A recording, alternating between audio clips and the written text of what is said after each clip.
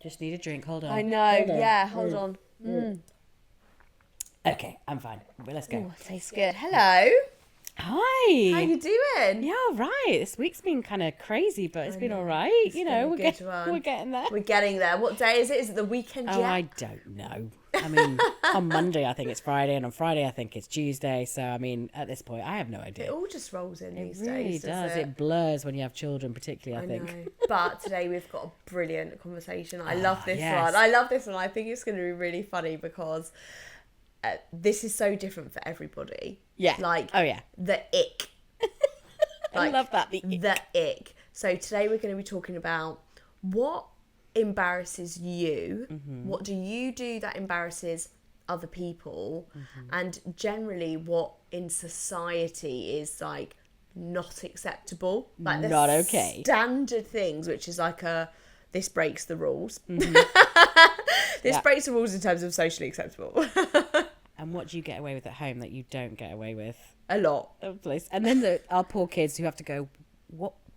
We can't do this here.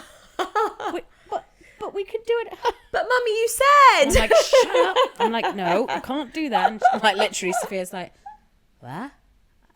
What? But we could, you just, you know. So tell me one thing. What have you done, or what can you remember, which for you is like a nothing, but for somebody around you was like a big, what? Well, I would say, being 43, I am a very proud Disney fan. Oh, yeah, okay, fine. Yeah. I am unashamedly obsessed. Musicals, Eurovision, Disney, that whole cheese-tastic arena is ultimately me. I'm personified, that sort of cheesiness. And I think when you grow up, like from, post-childhood, you kind of are expected to kind of leave that there.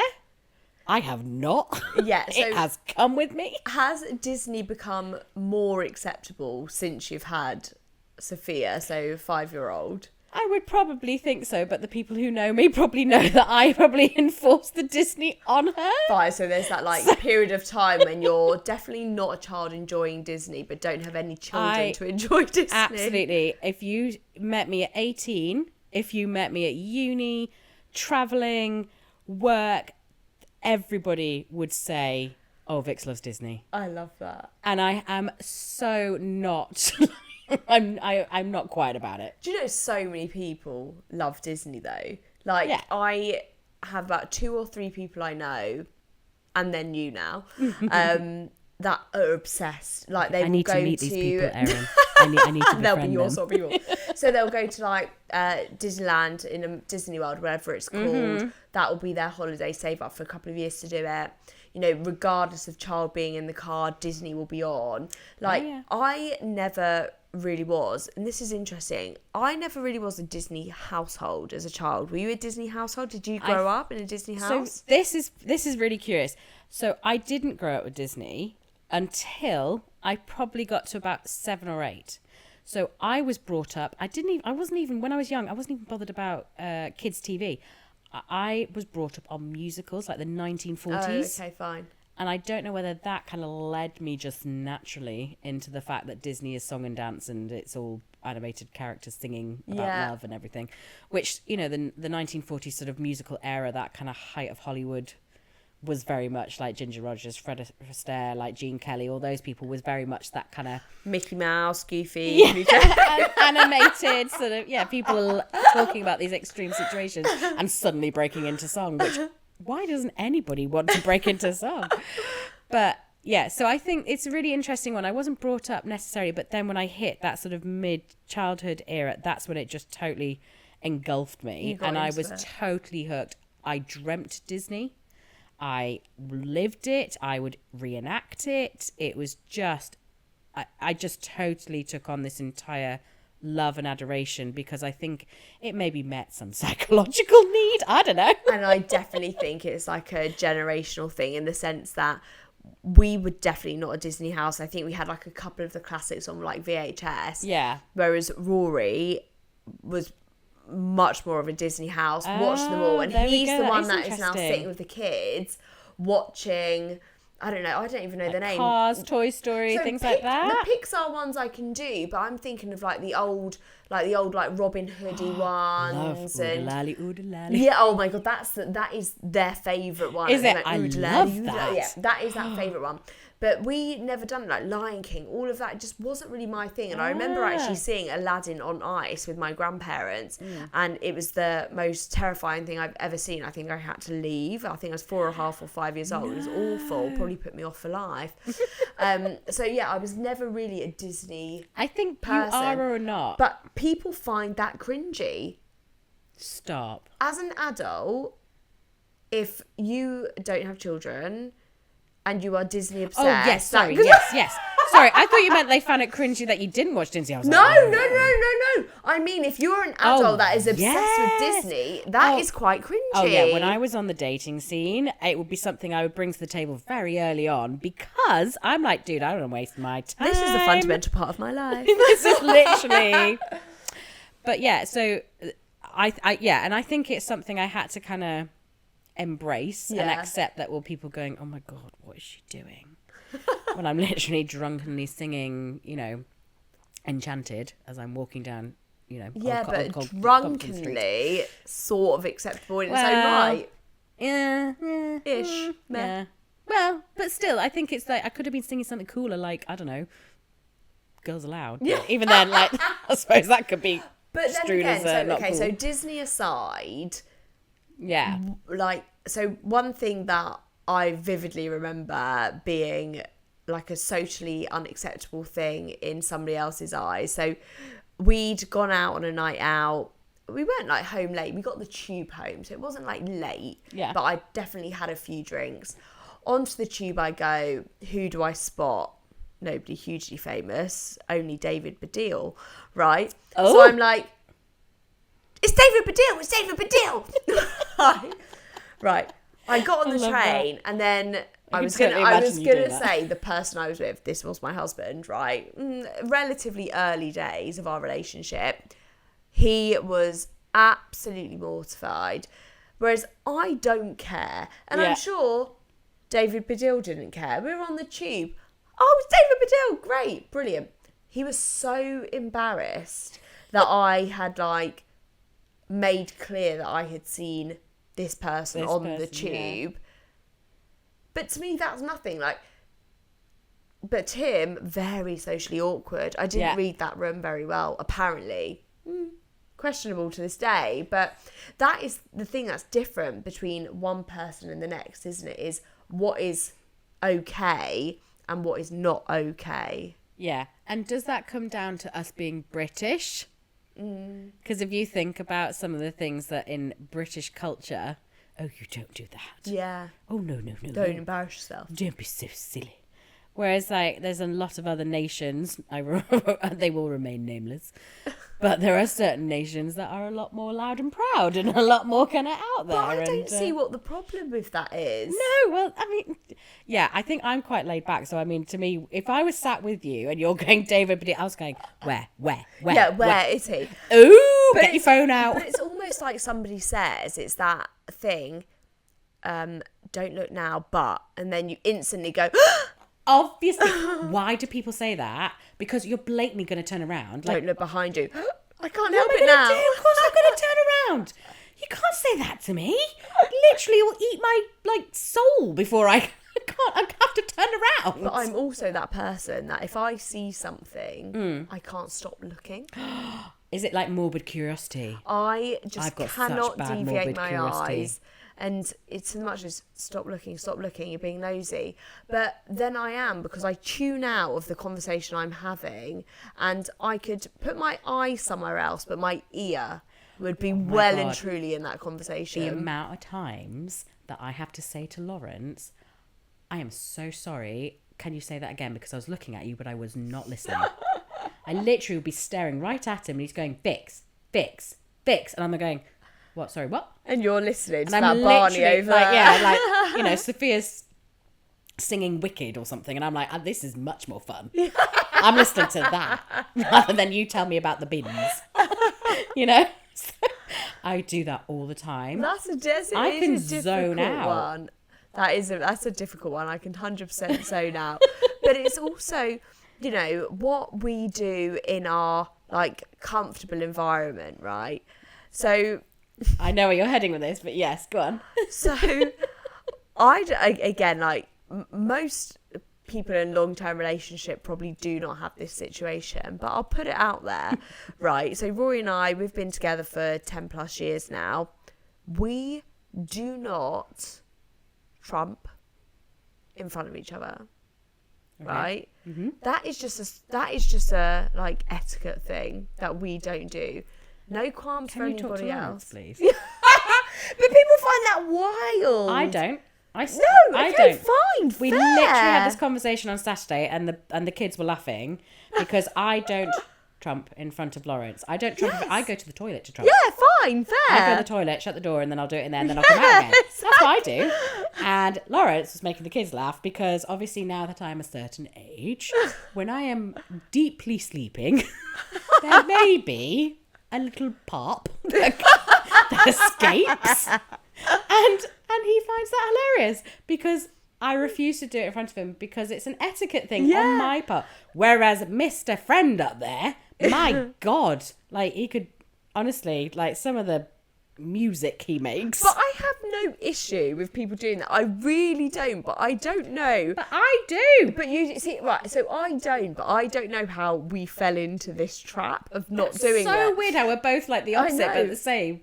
Yeah. But we went so long not doing it. And I think potentially easier for women to not do it. Maybe I'm generalising there. But I think for men, it seems to be like a social norm. Okay, let me ask you then. What about the boys? What do the boys do? Do they like... Oh, they don't care. They don't care. They don't care. We're Pardon not me? in that. Nothing? No, yeah. Okay, very all right. polite. So they're very polite. They'll laugh about like... it. Pardon me. Like, I farted. Whatever. Right, that sort of thing. But it's not anything that they've learned or seen from us unless I've not been in the room and it's been like daddy day or like whatever. Boys together. But it's just one thing which is just socially acceptable, not acceptable in our household, is that we do that. And I would probably be a bit like, huh?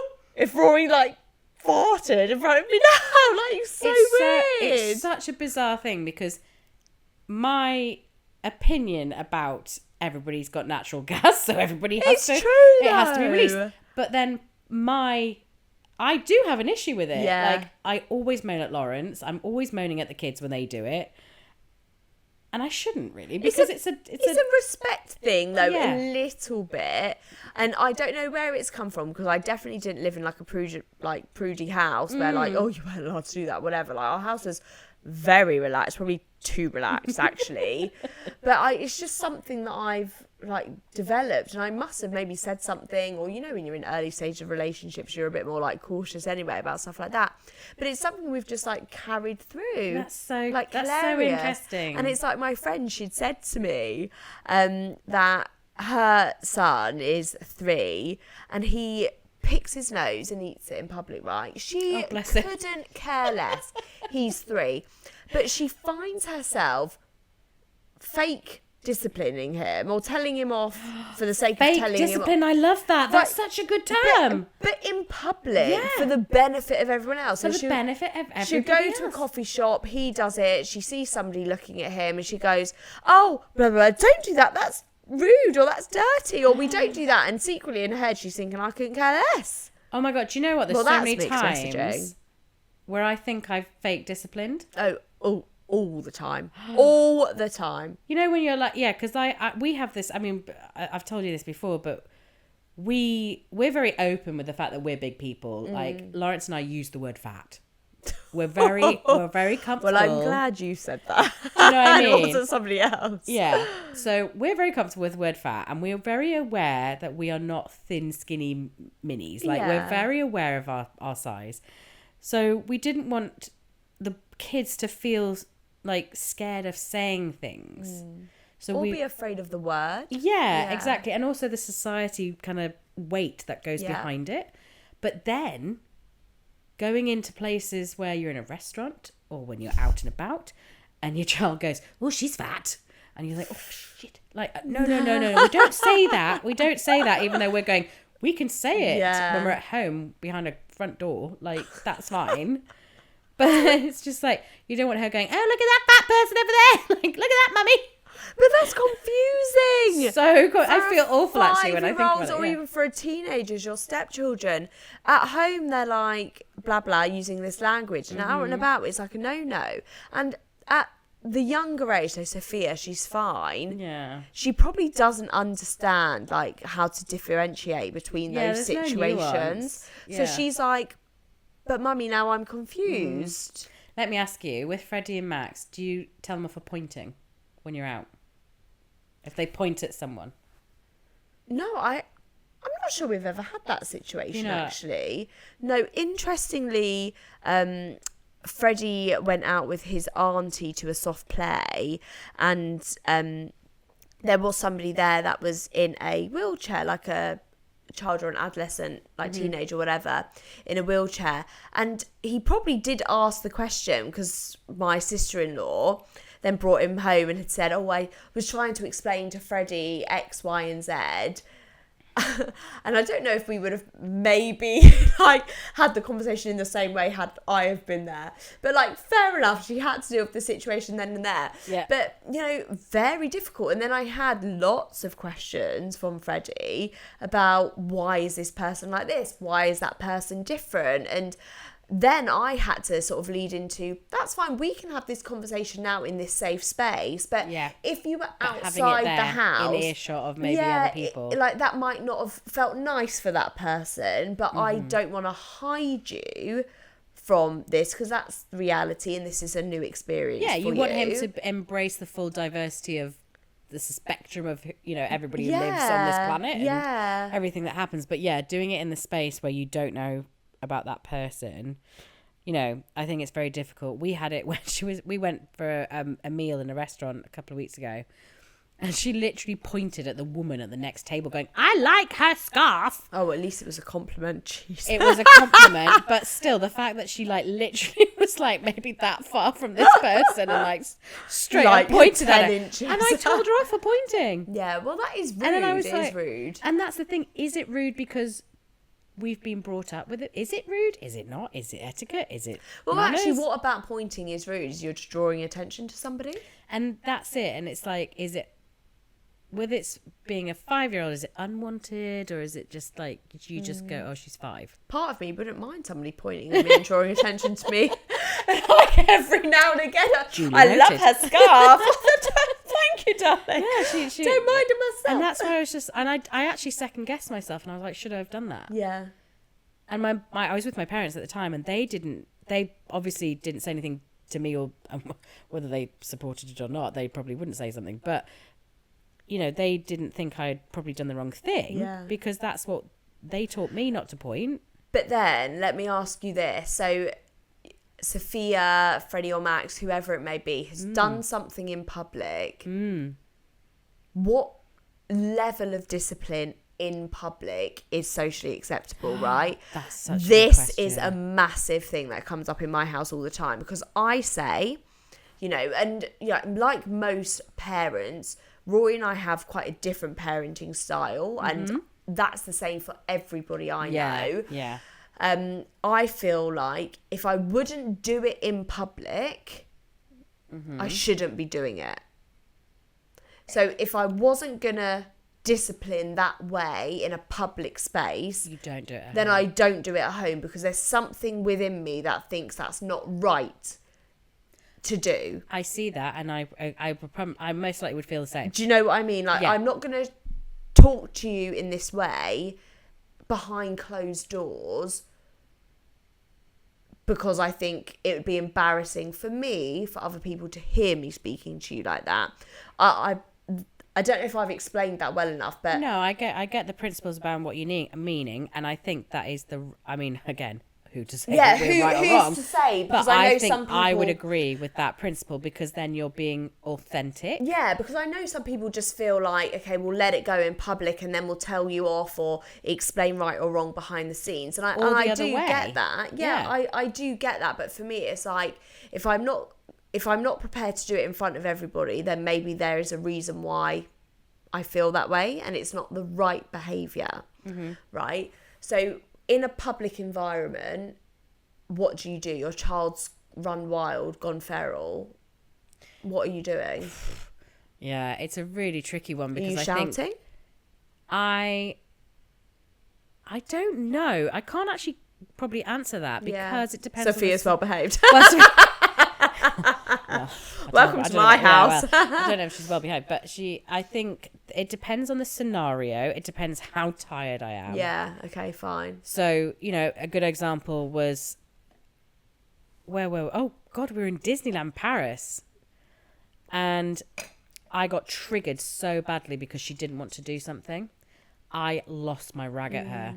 And I still to this day feel guilty about it because I lost my shit. What, like her. Shouting, language? Yep, ignored her. Okay. So I was like a teenager. Yeah. Ignored her, didn't want to talk to her. She was in bits. And even thinking about it now makes me feel sad. But sometimes I think that's more of a lesson than shouting. I genuinely don't think shouting does much. No, it doesn't. And that's the thing. And this is where I knew I got triggered. This is what it was my thing. And I'm so sorry to her that she got the whiplash of my trigger. So I went berserk, and I don't normally do that. I'm very calm normally with her.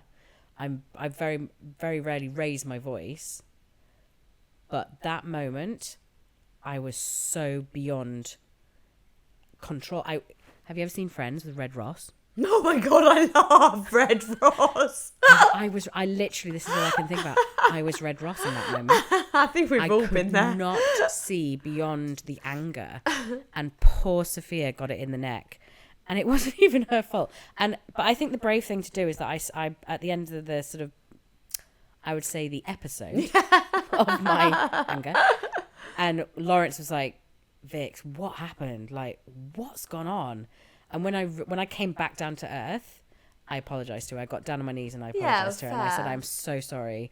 I said, and she was bawling her eyes out, bless her. She was so sad. And because she's never seen mummy do that before, because I normally am quite consistent, But that's real life. Yes, it That is. is It real is life. actually making me emotional thinking about it. See, yeah, bless you. It's making me feel emotional. But that's where it's learning from it.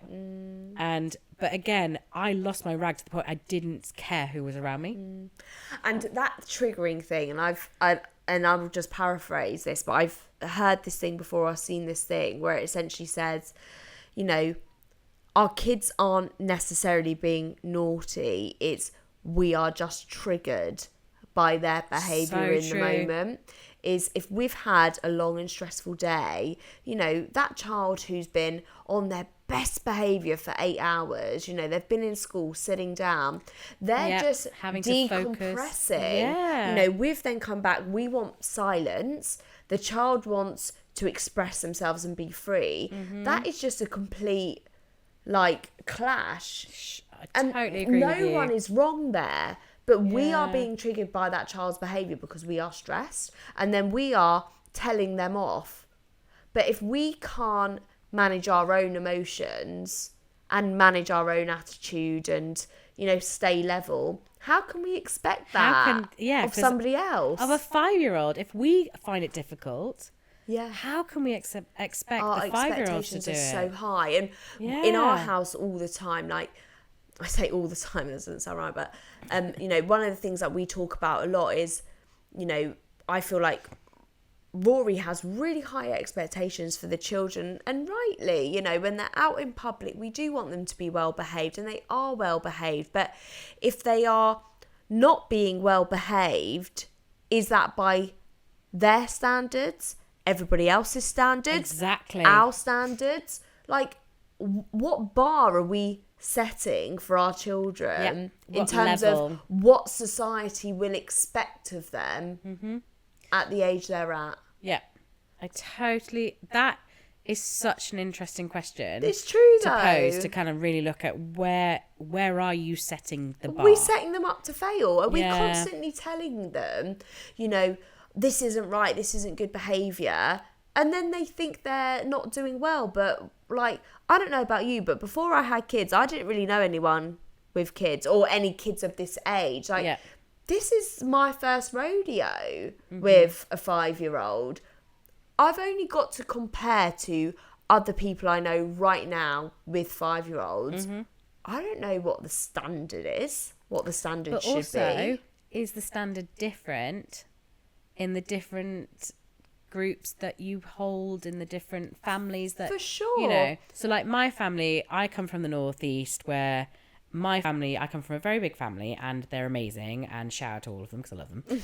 But we were because my grandma on my dad's side was very sort of a performer. The entire family is like, we're all performers, we're all loud, we're all big, we're all proud, Competing for space. Yes. And then when you bring in someone like my mum, who's very shy and very acute, like everybody was sort of like, what's she doing? You know, and it's that expectation that you have to join in. You don't want to join in. That's not who you are. But I still love my, partner, like, but I'm not going to be part of that. So it's like, where does the etiquette sit in the group that you're in, or the cultural situation, or the community that you live in? Yeah. There's so many nuances to it. So The many. manners, the expectations, if there's certain groups of people who live their life in Nike as a brand. Yeah. And if you're not wearing Nike, you get judged. Whereas like, I couldn't find anything worse to wear because it's not me. It's not you. It's not me at all. But I don't find judge that people. now, like even when we're doing like social things, is, what is acceptable in my house compared to your house. So in my house, we aren't the sort of people where the kids will like jump on the sofa, throw the cushions on the floor, like jumping around.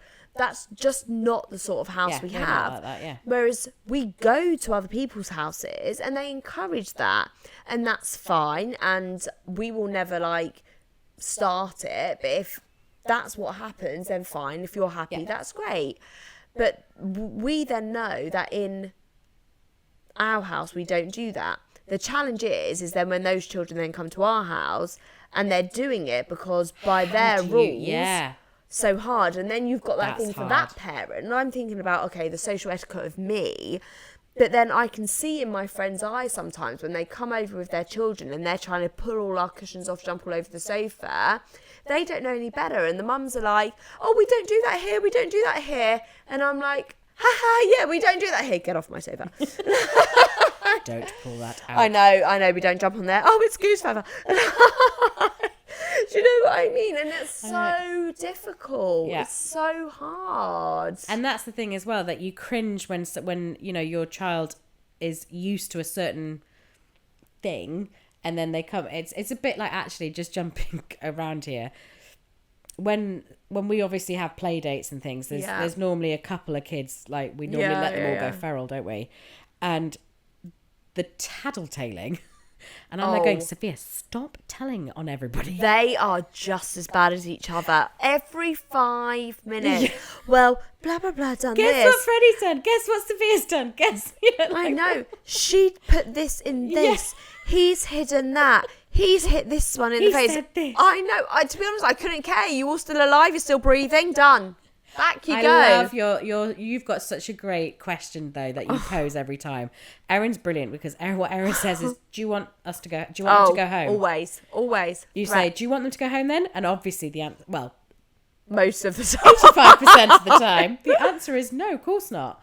So therefore, crack on then. Off you go, sort it out. And I love that. I always say that. I'm like, so do you want them to go home or shall we go home? Yeah. That's it. Yeah. If the answer is no, then I love it. Back in, off you trot. And it's so true. And it's just, again, like with social etiquette, that whole thing of what's it going to do? What is it going to do? Is it going to ruin your rep, your cred? Well, potentially, but then it's that judgment thing, is what other people think of you, and that anxiety and that how you present yourself, which we've spoken about before, and is somebody going to judge you?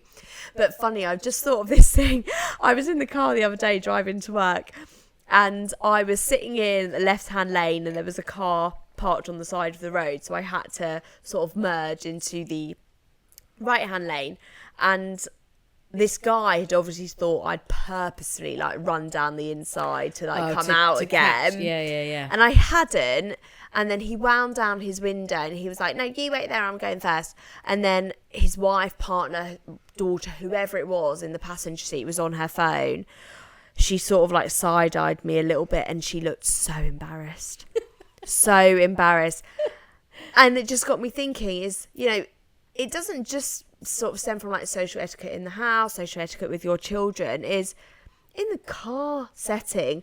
That's a whole nother world. Oh, yeah. People are just different people in the car. Now, let me ask you this then, because obviously you've lived in London. Oh, God. No. How different is your driving here to in London? Well, my etiquette in London just goes out the window. I was going to say, so my parents still live in London and we drive there frequently. The minute you get inside the M25, it goes out the window. Yeah, we actually say, because when we turn out of our drive here, sometimes it's hard to get the drive and I'm like, Lawrence, we need to go London Drive. Yeah. London Drive. Flora. Go into London Drive. You know, no, I mean, I remember going down, where was I? It was beside Regent Street. And honestly, this bus and I couldn't be more than 2 centimetres away from this bus. And I had no problem with that. No good. You know, and I am, Amber Gambler, the whole lot. Whereas here I'm like, no, you. Come on. You go. You go. You No. go. And no, seriously, go. And I literally... And then you literally sit there for 5 minutes, like trying to usher each Honestly, other you out. go. No, it's you fine, first. it's fine. You. Seriously, Oh, you're so polite. Flash. No. Go. Fine. Bye. Yeah. And then you're like thanking every single car that's in the queue waiting for you. Like, thanks. Does Whereas Sophia London, I'm like... Does Sophia ask you why you do that? So the kids now have asked me, Mummy, why are you putting your hands up? And I'm just saying thank you. Oh, Sophia why? isn't paying She attention. doesn't care. She's normally singing. She's normally paying The attention kids to like... are all into the car stuff at the moment, so we Oh. do get that question a lot. But that is another thing is, you know, and then people get that road rage. Yeah. And, you know, we've definitely been on family car journeys where somebody's like thrown a blinder and the children are like, what do you say, Daddy? Nothing. Oh, This person God. just pulled out in front of me. Yeah, it's Do you really know what I awkward, mean? isn't it? It's Yeah. so awkward. I know, it's when you say things under your breath and you don't think they've heard you and you're like, they've plainly heard me. They can definitely hear you. But that is the thing, is like then what is acceptable in that car environment? And ultimately everybody is looking at you. Like you got Yeah. eyes staring the like judge. dead on as Yeah. you're going past somebody. And like when someone's done something and you drive past them, do you kind of give them the eye? Yeah, I'm awful. I'm like, Judge. Karma is a bitch. always. But then like there is just so many things I'm thinking of, like, you know, what is socially acceptable to eat in like the work environment? Like, you know, I don't know about This is a topic. But this is a big one. I'll tell you a really funny story. So I was on like I wouldn't say health kick, but I was trying to, you know, make sure I wasn't snacking on like bad food at work. So, you know, like a boiled egg is a great snack at home. So I bought an egg, peeled it, put it in a little square Tupperware. I brought it out 3 p.m. snack. I'm talking a long time ago now, but I brought it out 3 p.m. snack, and somebody that was across on the other bank from me was sitting next to somebody else, and they were like, ugh, what's that smell? And there's me, and I so quickly put the lid on my Tupperware. You're like, I'm doing under my desk now. Literally. I can't remember if I either shoved the whole egg in my mouth and tried to chew quietly before lidding my Tupperware, or I just put what I hadn't eaten back in the box. And I was literally like, I'm so embarrassed, but it's that thing. And then you've got people that would cook, you know, they bring in gorgeous food, like no doubt, but like refried fish in the microwave. Don't get Stop! me It's a started. public kitchen. And even 3 days after, that microwave still smells. Like, that is not socially acceptable. It's like a really rancid, like refried fish. Like, you can't. No. You cannot deal with I had someone, that. many, many moons ago when I used to work in another charity, another lifetime ago, there was a girl on our floor and she would do the same meal 5 days a week. And we'd all aim to be out of the office. when we're like, she's getting up, she's going, everybody move, because you've got 3.5 minutes until she's back with the fish. Oh, it was rancid. But there is just those things that are like unspoken rules. Yeah, like why didn't we say anything to her? We didn't say anything to her. We all hid. Right? You just don't do it. You don't bring fish to work and heat it up again. Like tin of tuna, done, fine, whatever. You just don't heat that stuff up. Yeah, it just, I genuinely don't know how she didn't know, but she didn't, and we all suffered in silence. But everyone is then like side-eyeing each other in the kitchen, thinking, "Oh my god, it stinks." Yeah, it stinks. See, I always was so self-conscious of my lunch, food like intake. Yeah. Anything I took in, I'm like, will that smell? Will that smell if it's heated? Will it smell if I open it? Like, yeah, totally. And I hate eating in front of people at the best of times. Oh, yeah. Better now, but if I don't know you, chewing in front of you is a problem. So I've got a thing about chewing with your mouth open. Chewing with your, well, yeah, at any point, generally. That whole like... Yeah, okay, fine, like a horse. Yeah. Like literally, I'm like, Sophia, shut your mouth. But that's like people that chew chewing gum like that as well. Like food is one thing, but people that chew chewing gum like that, I'm like... I'm like, how does that not hurt your jaw? Yeah. How does that not hurt you? Yeah, it's just annoying. That would hurt me. It literally, just thinking about it now is making me go, Like, it's just really irritating. No, open mouth chewing, no thanks. Lawrence is like, would you stop acting like a cement mixer? Yeah. I have a problem. Again, trigger. That's a childhood trigger. Yeah, something like that. Obviously, my parents or my grandparents or someone said something to me when I was younger. But to me now, I'm like, I cannot stand it. But that's probably the same as me with like eating. Like I do really struggle to eat around people I don't know. And I probably went on a date or something at some point, and we went to an Italian, and you get pasta or whatever. So embarrassing. Really? Oh, yeah. I don't know. It's just something about it. But I to be fair, I'm saying really, like I've never heard of it before. There are plenty of people I know that do have the same thing. They don't like eating in front of people. They don't like drinking in front of people. So, but it's the fear of spill. It's the fear of like being looking like a dick. And you may or may not have picked up on this, but I struggle to like ask for drinks in settings. So, if somebody said to me, "Oh, do you want a drink?" I could be parched. I'd say no. So we were out socially a few weeks ago. We all had a drink, whatever. Our beautiful host, whatever, was like, "Do you want another drink?" And I desperately did want a drink, but I didn't want to be rude and say yes. How do you figure it was rude? I don't know. I don't know. So I suffered without having a drink. Oh, Erin. Right. Oh, we need to sort that out. Well, yeah, it's weird, isn't it? I think because it's gone from maybe having a glass of wine to, okay, a soft drink, cup of tea or whatever. I then probably felt displaced for a moment of, I don't know what to ask for. I now ask for nothing. And now I'm like... Okay. Do you know what I mean? Promise me you'll never do that here. I know, but I do. I often just say no. Right, well, I may have to insist then. Yeah, I know, awkward. But that's just my own thing. But that's very curious. I've definitely known people... I don't ever feel I'm putting anyone out. Well, that's another layer of...